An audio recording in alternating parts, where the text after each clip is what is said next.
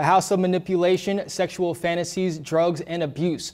Prosecutors paint a picture of what went on at Aubrey Trail and Bailey Boswell's apartment in Wilbur. Senior reporter Jake Wozakowski tells us why the people that knew Trail and Boswell testified they were building towards murder. A disclaimer, this could be disturbing for some viewers.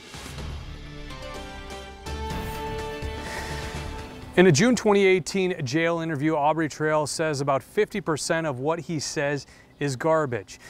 Well, Tuesday in court, 3 of his so-called girls testify as to if that was even true.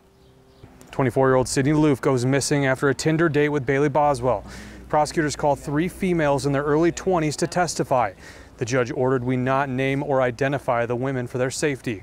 All 3 spoke of meeting Boswell on Tinder and learning she was in an open relationship with Trail. All talked about having sexual encounters with both of them, being controlled, and told that they are part or could be part of the 12 to 13 girls in Trail's witchcraft covenant. Trail claimed he was a vampire with special powers. The first said Trail and Boswell told them she'd have to kill to fully become a witch. They allegedly showed the girl a killing bag, including tools and a sauna suit. Quote, he said that would be what we wear so we wouldn't get blood on ourselves. The girls also talked about being part of their antique business and each got a weekly allowance.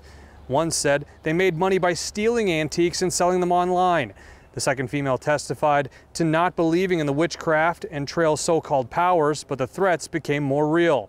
Quote, they were talking more and more about potential murder, so I did believe this part of the story was true, that they were capable of it. All said they were punished physically for not listening to Trail and Boswell.